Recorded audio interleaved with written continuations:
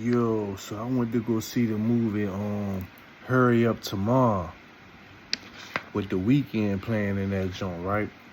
Basically, this movie was like a plague by insomnia, a musician that gets pulled into a nightmarish odyssey with a stranger who begins to unravel the very core of his existence. So, The Weeknd basically playing himself was already going through something, a breakup. They never showed who this girl was that he was in a relationship with and how things went. The movie just came right on, you know what I'm saying, like with him just like already like just being in the presence of like moving around doing shows and stuff, you know what I'm saying, and being stressed and depressed out about his ex not answering the phone for him or anything like that, you know what I'm saying?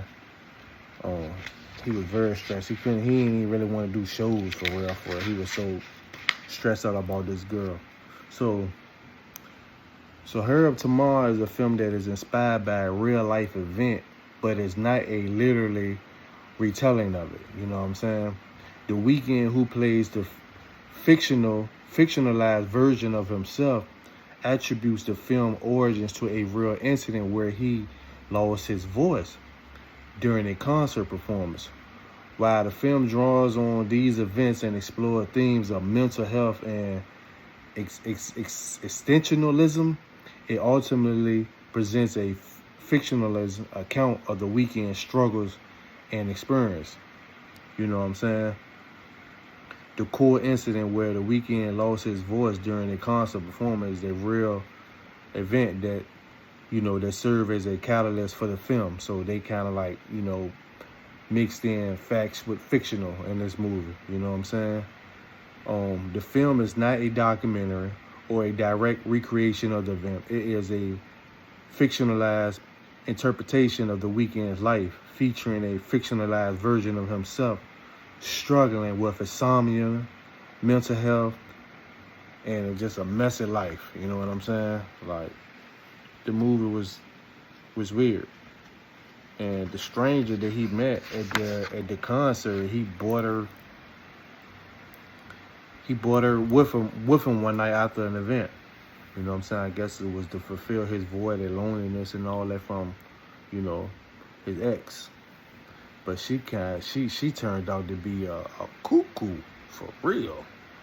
So this film delves into themes of existentialism, mental health, and the pressure of fame, exploring these themes through a fictionalized lens.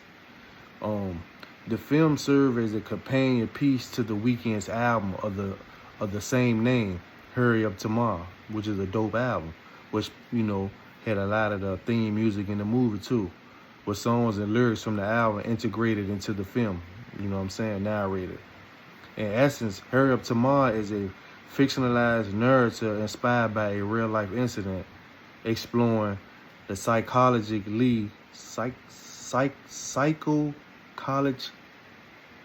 fuck that word, and emotional struggles of a musician who finds himself at a crossroad in his life.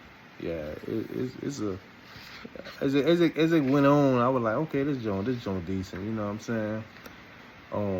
Like I said, yes, Hurry Up Tomorrow is a psychological. I got it. Psychological.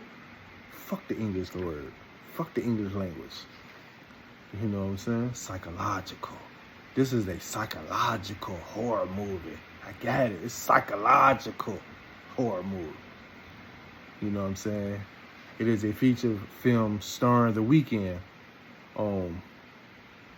The movie is described as a psychological thriller, like I said, and a cinematic Roman clef, exploring themes of self-integration and existentialism, while it leans towards a thriller with elements of horror and drama. It's not a traditional scare feast horror movie. It's not your traditional scare feast horror movie. It was a weird horror movie. It was a psychological thriller. So I don't give a fuck. This bitch was 5 fucking popcorns. Jumpman, peace. I'm out. Wado. And this was another Jumpman reaction video. Peace. I'm out.